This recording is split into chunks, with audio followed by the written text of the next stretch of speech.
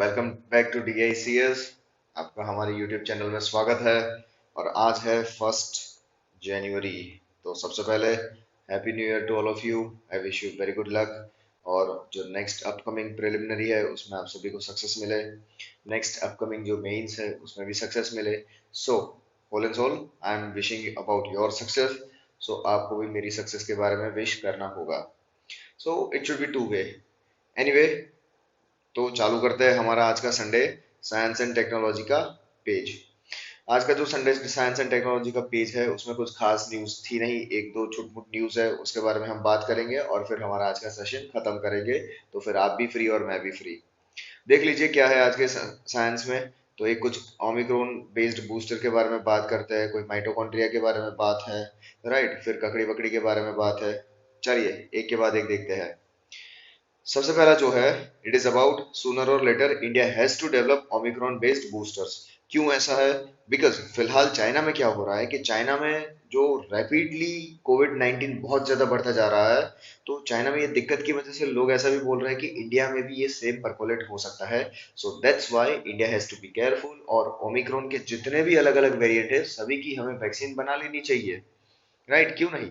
कल को ओमिक्रॉन 10,000 अलग अलग प्रकार के खुद के वेरिएंट बना लेता, हमें उतनी वैक्सीन बनानी चाहिए। राइट, अपन अपने पास और तो काम ही क्या है। बट द पॉइंट इज कि जो चाइना है, चाइना में फिलहाल इतनी ज्यादा डेथ हो रही है कि जितने क्रिमिटोरियम्स हैं उन सभी जगह पे स्मगलिंग हो रही है बॉडी की, क्योंकि बॉडी का इन्फ्लक्स बहुत ज्यादा बढ़ गया है। जो भी हॉस्पिटल्स वगैरह है वो भी अभी पैक से पैक जा रही है। जो एक टाइम पे हमारा सेकेंड वेव इंडिया में जो कोविड का सेकेंड वेव आया था, उस प्रकार की सिचुएशन वहां पे हर रोज हो रही है पिछले काफी टाइम से। So that's why we need to careful about it. So ऐसा कहा जाता है कि नाउ इंडिया को ओमिक्रॉन बेस्ड जितने भी छोटे छोटे वेरिएंट्स आ रहे हैं उसके बूस्टर डोज बना लेने चाहिए, ताकि हमारे ऊपर ऐसी सेम सिचुएशन वापस ना आ जाए। बाकी कोई भी चीज है नहीं इसमें। राइट, तो ये जो पूरा पेज है वो हमारे लिए बिल्कुल काम का है नहीं। अब जो दूसरा पेज है वो भी उतना ज्यादा काम का नहीं है। इसमें ऐसा बोला गया है कि जो ये कुकुम्बर की फैमिली है जिसके अंदर ये मेलन वगैरह भी आ जाते हैं, गोड वगैरह भी आ जाती है, ये सारे न्यूट्रिशन के बारे में अगर हम बात करें तो they are very much rich as far as the nutrition are concerned. अब उसमें कौन से न्यूट्रिएंट होते हैं? तो मेजरली जो बोला गया है कि ये जो बिटर गॉड है they are rich source of vitamin C. अब ये जो विटामिन सी और मिनरल्स उसके अंदर होते हैं, अगर हमने डेली 100 ग्राम का सिर्फ उसका इंटेक किया तो दिन में हमें जितनी भी जरूरत होती है विटामिन सी की वो पूरी पूरी यहाँ से फुलफिल हो सकती है। और विटामिन ए की हाफ ऑफ द नीड यहाँ से फुलफिल हो सकती है। तो हमें 200 ग्राम खा लेना चाहिए। राइट। और प्लस इसमें क्या होता है कि ये जो गॉड बनता है उसमें वाटर कंटेंट बहुत ज्यादा होता है। तो 85 से 90% जितना तो वाटर कंटेंट होता है। तो उसकी वजह से वो हमें low calorie bulk source of nutrition यहाँ से मिल सकता है। राइट, तो जो प्रोसेस फूड होता है उसमें हाई फैट्स एंड कार्बोहाइड्रेट्स रहते हैं, बट उसके सामने यहाँ पे हाई मिनरल्स एंड विटामिन रहते हैं। सामने जो भी हमारी फैट है वो बहुत ही ज्यादा कम होगी। तो हमारे जो फूड इनटेक में हमें सैलेड वगैरह भी लेना चालू कर देना चाहिए, ऐसा ये डी बाला सुब्रमण्यम का कहना है। राइट। और ये जो कुकुम्बर है वो सालों से हमारे आसपास है, इवन बिफोर पोटैटो। सो ये जो पुराना है तो हमें उसके साथ ही चलते रहना चाहिए और इसको इग्नोर नहीं करना चाहिए, ऐसा उनका कहना है। उसके बाद माइटोकॉन्ड्रिया को लेके कुछ एक न्यूज है कि first mitochondrial transplant in six children shows some kind of a promise. तो यहाँ पे हमें हाफ सक्सेस मिली हो ऐसा हमें लगता है। तो सबसे पहले देखना है कि माइटोकॉन्ड्रिया है क्या। तो mitochondria is some kind of cell जो जनरली क्या करता है कि वो हमारे बॉडी के अंदर most of the chemical energy जो जरूरत होती है उसको प्रॉपरली जनरेट करता है। अब ये जनरेट करने के बाद ये जो माइटोकॉन्ड्रिया है ये सारी सारी केमिकल एनर्जी कहाँ पे स्टोर करता है? तो वो स्टोर करता है एटीपी में। कहाँ पे स्टोर करता है? एटीएम में नहीं, एटीपी में। और एटीपी का फुल फॉर्म है एडिनोसाइन ट्राई फॉस्फेट। क्या फुल फॉर्म है इसका? Adenosine try phosphate. इसके अंदर ये स्टोर करता है ना। ये जो माइटोकॉन्ड्रियल डिफेक्ट थी वो किस वजह से हो रही थी? तो ये जो डिफेक्ट थी वो सर्टेनली क्या हो रहा था कि बॉडी के अंदर जब ये फीटस पूरा शेप ले रहा है तो उस टाइम पे उसके अंदर माइटोकॉन्ड्रिया में कुछ डिफेक्ट आ रही है। उसके अंदर के कुछ जीन जो है वो डिलीट हो रहे थे। तो अब उन्होंने, ये साइंटिस्ट ने क्या किया कि जो हमारे स्टेम सेल्स है, वो जो बेबी के स्टेम सेल होंगे, उसके साथ ये जो डोनर माइटोकॉन्ड्रिया के सेल्स है उसको अटैच करती है। जब ये अटैच हो जाएंगे तो फिर क्या हो जाएगा कि जो भी डिफेक्ट है वो सारी यहाँ से सॉल्व हो जाएंगी, और सॉल्व होने के साथ साथ अब ऐसा लग रहा है कि ये जो बच्चे जिनके ऊपर ये ट्रांसप्लांट किया गया, they are spending more time awake and more time in play compare to the earlier time, जब वो मोस्ट ऑफ द टाइम सीख रहा करते थे और सोते रहते थे। तो इस प्रकार का एक न्यूज है। फिर दूसरा जो न्यूज है वो है लार्ज हेड्रॉन कोलाइडर के बारे में। लार्ज हेड्रॉन कोलाइडर के बारे में आपने पता होगा, फिजिक्स अगर आपको थोड़ा कुछ इंटरेस्ट देता है तो પછી फिजिक्स के लिए ये हमारे लिए बहुत जरूरी हो जाता है, क्योंकि हमें यहाँ से कुछ गॉड पार्टिकल के बारे में भी पता चला था। राइट, सालों के पहले वो 2014 में बहुत ज्यादा न्यूज में था। तो वहां पे जो किया गया एक एक्सपेरिमेंट है, वहां पे हमें नसीब से कुछ कुछ फाइंडिंग्स मिले हैं। एक्चुअली हमारा जो फाइंडिंग था वो वही पर्पस के लिए नहीं था, बट नसीब से कुछ मिला है। उसमें ऐसा कहा गया है कि certainly some massive particle decays are happening in electron positron pairs। अभी जो इलेक्ट्रॉन है वो नेगेटिवली चार्ज होता है, जो एक मॉलिक्यूल के अंदर होता है, और उसके सामने जो पॉजिट्रॉन है, पॉजिट्रॉन क्या होता है? So positron is anti matter of electron. और आपको पता होगा कि जब भी ये मैटर और एंटी मैटर मिक्स होता है तो फिर क्या बनता है? नथिंग हो जाता है, इट बिकम्स एब्सोल्युटली नथिंग। तो ये जो नथिंगनेस वाली चीज है, तो ये इलेक्ट्रॉन पॉजिट्रॉन वाले जितने भी सेल वगैरह है या जितने भी मटेरियल है, वहां पे बहुत ही ज्यादा डिके देखा गया कंपेयर टू मुऑन एंड एंटी मुऑन। अब ये मुऑन एंटी मुऑन भी क्या है? तो it is just like electron, but उनका जो मास है वो इलेक्ट्रॉन से कहीं ज्यादा है, बट उनकी भी ओरिएंटेशन कैसा है? उनका भी नेगेटिवली आयन है। राइट, तो ऐसा कहा गया है कि ये जो सन में उन्होंने जो ये सारे एक्सपेरिमेंट वगैरह किए, उसकी वजह से ये हमें पता चला है, and that too by luck. उसमें कुछ हमें बहुत ही बड़ा कुछ किया नहीं है। फिर वही वैक्सीन के बारे में वही न्यूज़ है कि जो वैक्सीन है, वैक्सीन का रेटिंग है वो बहुत ही ज़्यादा कम होता जा रहा है। हमारा जो डेली वैक्सीनेशन ड्राइव है वो स्लो होता जा रहा है। रीज़न क्या है? तो एक तो लोगों को सेफ्टी कंसर्न हो रहे हैं, गवर्नमेंट के ऊपर मिसट्रस्ट होता जा रहा है, एंड देन उसके साथ साथ जो भी पॉलिटिसाइज्ड ऑफ वैक्सीनेशन हुआ, स्पेशली कोई कोई जो स्पोर्ट्स पर्सन थे उन्होंने बोला कि भाई my body my right. Right, मेरे को क्यों ऐसा वैक्सीन लेनी चाहिए, कोई बोले मैं क्यों वैक्सीन ले लूं, मेरी बॉडी के ऊपर मेरे राइट होने चाहिए। तो वो सारी नॉनसेंस चीजों की वजह से हमारा जितना भी ये पेंडेमिक ने चीजें बिगाड़ी है, उससे टोटल जो वैक्सीन की ड्राइव है वो रेट सडनली फॉल होता ही जा रहा है। तो ये पब्लिक हेल्थ का एक कंसर्न है। तो हमें इसको काउंटर करने की जरूरत है कि कैसे हम ज्यादा से ज्यादा अवेयरनेस फैलाए, लोगों को ज्यादा से ज्यादा वैक्सीन का एक्सेस दे, एंड भविष्य में होने वाले जितनी भी तकलीफ है उसके सामने हम एक साथ मिलकर फाइट करें, ताकि हमारा जो ये मोर्टेलिटी रेट है वो कम होता जाए एंड ह्यूमन काइंड पीसफुली जी सके। So that being said, peacefully हमारा आज का सेशन भी यहाँ पे खत्म होता है। आई होप आपको ये मजा आया होगा। Right, please like this video, spread the word, and help us in creating more and more content for you, so that it can be helped, or it will be helped in the preliminary as well as mains examination of UPSC 2023. So that being said, thank you very much. See you next time. Welcome back Janata, welcome to DICS। हमारे YouTube channel में आपका स्वागत है। तो आज पेश करता हूं मैं 8 तारीख के Sunday science and technology page को। Right, Sunday science and technology का पेज कुछ इस तरह से दिखता है, उसको ध्यान से एक बार देख लीजिए, फिर we will dive into certain particular news. अब उसमें कुछ आज खास न्यूज थी नहीं। राइट, एक दो इंपॉर्टेंट हमारे लिए न्यूज थी, बाकी तो वही वही किसी पिटी चीजें थी जो हमारे प्रीलिम और मेंस के लिए बिल्कुल काम की नहीं है। तो आज का वीडियो काफी शॉर्ट रहेगा, तो हमारे साथ रहिए। तो सबसे पहला जो हमारा आज का करंट अफेयर है, it is about picture that has been clear how mercury has become a superconductor. Now superconductor क्या होता है? तो ये विद्युत वाहक होता है। तो वो विद्युत को विदाउट एनी रेजिस्टेंस अच्छे से एक जगह से दूसरी जगह पे हमें ले जाने में मदद करता है। उसको हम क्या कहते हैं? सुपर कंडक्टर कहते हैं। नॉर्मली जो विद्युत के वाहक होते हैं वो कंडक्टर होते हैं, बट जिसमें बिल्कुल ही रेजिस्टेंस ना हो तो उसको कहते हैं हम superconductor. Now as such आपको पता होगा कि जो मर्क्यूरी है वो नॉर्मली 25 डिग्री रूम सेल्सियस पे वो कौन से फॉर्म में रहता है? वो लिक्विड फॉर्म में रहता है।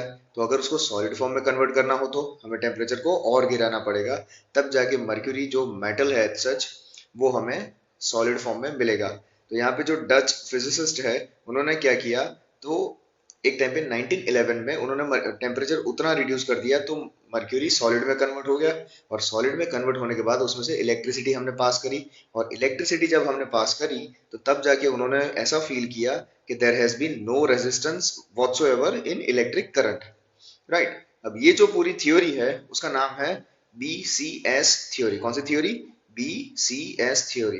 तो शायद ट्रिवियल क्वेश्चन में ऐसा कुछ आ जाए कि बर्डीन कोपर श्राइफर थ्योरी किसके साथ रिलेटेड है, तो it is about super conductivity of mercury. तो ये हमें ध्यान में रखना है, but I don't think so ऐसा कोई क्वेश्चन पूछेंगे। ऐसे ऊट पटांग अगर क्वेश्चन पूछ भी लिए ना तो भाई यूपीएससी का कोई भरोसा नहीं, राइट। तो ये एक हमारा करंट अफेयर था।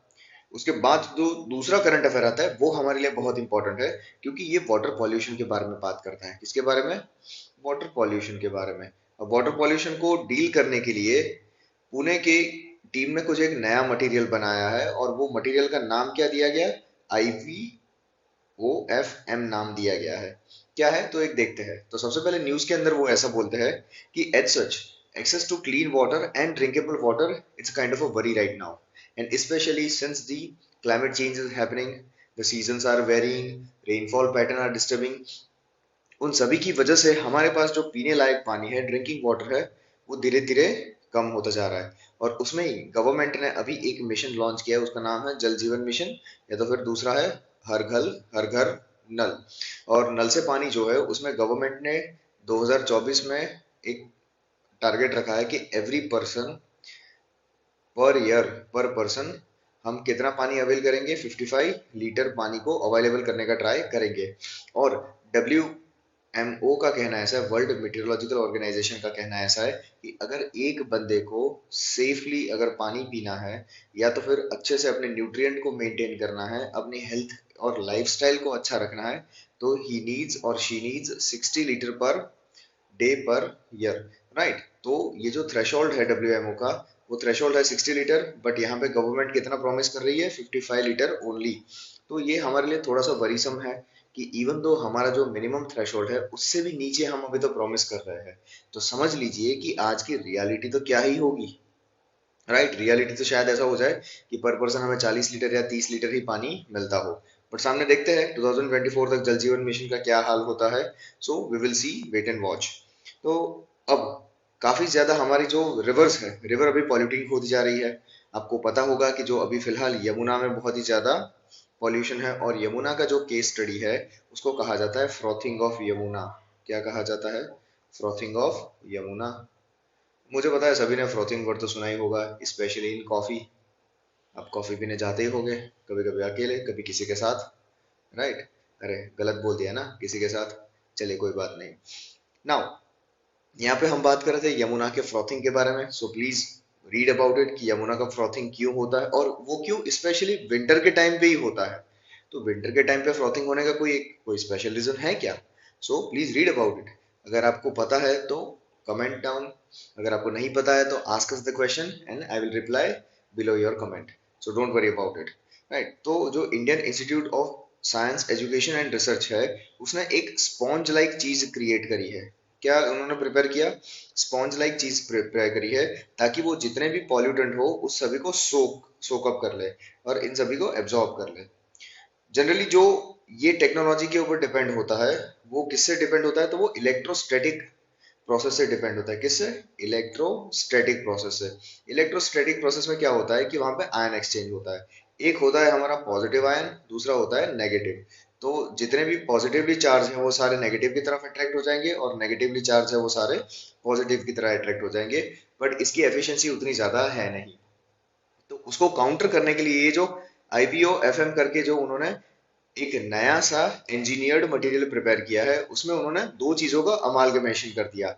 एक अमालगमेशन उन्होंने कर दिया कि एक तो उसके अंदर हम यूज करेंगे यही इलेक्ट्रोस्टैटिक प्रेसिपिटेटर वाली टेक्नोलॉजी जो आयन एक्सचेंज ड्रिवन होती है, और दूसरा उन्होंने कर दिया कि उन्होंने नैनोमीटर साइज्ड माइक्रोपोर्स उसके अंदर बना दिए हैं। और वो भी ऐसा है कि वो पर्टिकुलर साइज के ऊपर और पर्टिकुलर नंबर के ऊपर वो फोकस करेंगे। तो यहाँ पे भी size matters. So particular size के लिए उन्होंने ऐसा कुछ बनाया है ताकि जो भी हमारे पॉल्यूटेंट है वो इजीली सकअप हो जाए, और फिर वो बाहर निकल के वापस पानी में ना मिक्सअप हो जाए।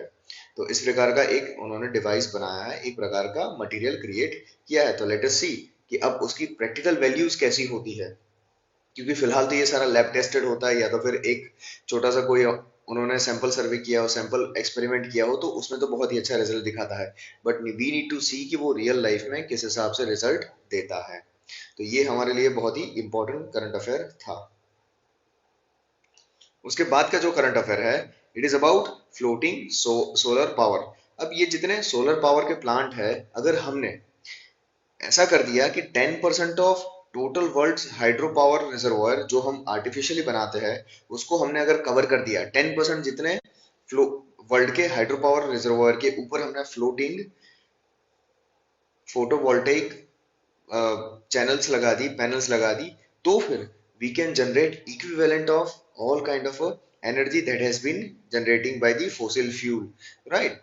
तो वो ये ऐसा है कि जितना फॉसिल फ्यूल जनरेट करता है उतना सिर्फ 10% ऑफ रिजर्वायर कर सकते हैं, अगर हमने प्रॉपरली फ्लोटिंग प्लांट उसके ऊपर डाला तो, और उसका मेंटेनेंस किया तो। अब ये जो फ्लोटिंग सोलर पैनल्स है, उसका कुछ फायदा है। क्या क्या फायदा है, ये आपको मेंस में भी काम आ सकता है एंड प्रीलिम के स्टेटमेंट में भी काम आ सकता है।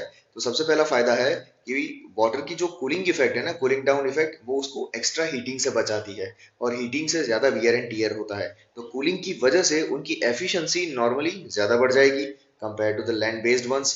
एंड सेकंड चीज कि these do not interfere with any kind of ecosystem.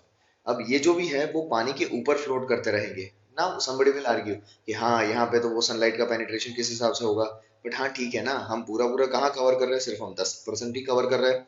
उसके सामने अगर आप डेजर्ट इकोसिस्टम में ऐसे सोलर पैनल डाल रहे हैं, तो वो विंड के बीच में भी आते हैं, बर्ड्स के बीच में भी आते हैं, और रेप्टाइल के बीच में भी आएंगे। तो यहाँ पे जो हैबिटेट का फ्रेगमेंटेशन है वो हम यहाँ पे रोक सकते हैं।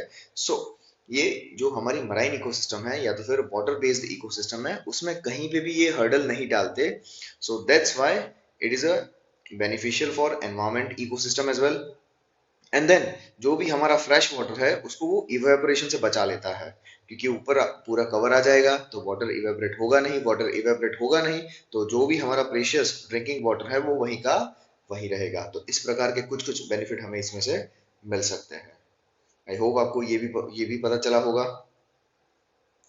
उसके बाद ऐसा है कि जो फ्रेश वाटर है उसको हमें और ज्यादा हार्वेस्ट करना चाहिए, ऐसा कुछ अमेरिकन कोई साइंटिस्ट ऐसा बोलते हैं। अब अमेरिकन साइंटिस्ट का कहना ऐसा है कि सबसे बड़ा जो फ्रेश वाटर का सोर्स है, जो अब तक हमने कभी भी टैप नहीं किया है, जो एब्सोल्युटली अनटैप्ड है, वो क्या है, तो वो जो ओशन हमारे है उसके ऊपर जो इवेपोरेट होने वाली जितनी भी हमारी पानी की वाष्प या तो फिर वाटर की वेपर है, वो हमने अभी तक हार्वेस्ट नहीं करी। अगर हमने वो हार्वेस्ट कर ली तो जहां जहां पे भी पानी की अभी कमी बहुत ज्यादा है, उन सभी को हम अच्छे से वहां पे पानी पहुंचा सकते हैं। बट वी विल सी कि उसको हम हार्वेस्ट किस हिसाब से करें।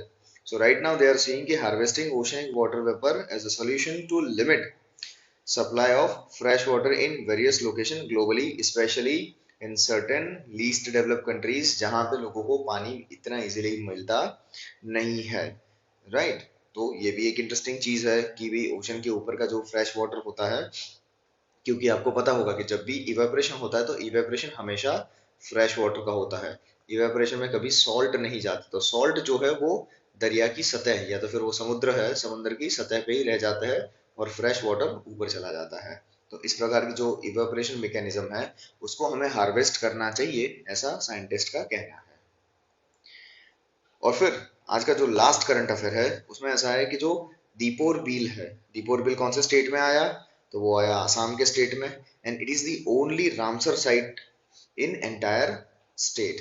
ये आसाम के अंदर ये रामसर साइट है। तो रामसर के बारे में थोड़ा कुछ हमें पता होना चाहिए कि रामसर साइट और Ramsar convention is related to what, तो it is related to wetland conservation. अब वेटलैंड जो होंगे जो ग्लोबली इंपॉर्टेंट होंगे, उनको बचाने के लिए, उनको कंजर्व करने के लिए हमने 1971 में ईरान के एक सिटी का नाम है जिसका नाम है रामसर, वहां पे हमने कन्वेंशन किया, और वेटलैंड को कंजर्व करने के लिए सभी जो जो बड़े बड़े कंट्रीज थे उन्होंने साइन की, and India was one of them. तो फिलहाल इंडिया ने जिनीवा में जाके जो हमारा वहां पे कॉन्फ्रेंस ऑफ पार्टी हुई, तो जिनीवा में हमने 75 थीम से हमने टोटल इंडिया के अंदर 75 डिफरेंट डिफरेंट रामसर साइट्स हमने अभी तक डेसिग्नेट की है। बट इंडिया में दूसरी भी एक चीज है जो रामसर साइट के साथ ही है, दैट इज मॉन्ट्रू रिकॉर्ड। अभी जो मॉन्ट्रू रिकॉर्ड है उसमें ऐसा होता है कि जो जो ग्लोबली इंपॉर्टेंट वेटलैंड होती है जिसकी डिग्रेडेशन बहुत ज्यादा हो गई है, जो बहुत ही खराब हालत में है, जिसका डिग्रेडेशन बहुत ज्यादा हुआ है, उन सभी को हम मॉन्ट्रू रिकॉर्ड में डाल देंगे ताकि हमें पता चले कि इसको स्पेशल मेंशन दिया गया है और उसको कंजर्वेशन में हमें ट्राई और ज्यादा करना पड़ेगा compare to other Ramsar sites. तो अगर हम इंडिया के बारे में बात करें तो टोटल इंडिया की 3 साइट थी वो मॉन्ट्रू रिकॉर्ड में थी। तो एक है चिल्का लेक, सेकंड है केवलादेव घाना एंड थर्ड है लोकतक लेक, राइट।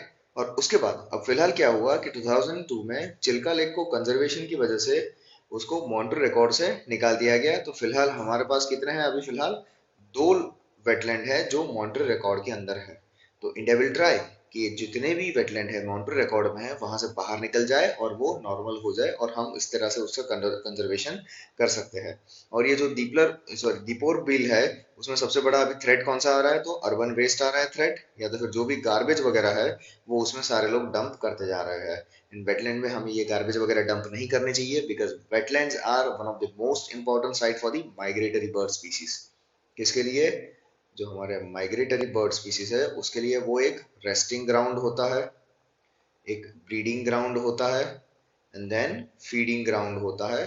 तो ऐसे मल्टी फंक्शनल रोल प्ले करता है, तो हमें उसको बचाने की बहुत ज्यादा जरूरत है। ठीक है, आई होप आपको ये पसंद आया होगा and thank you for watching the whole video.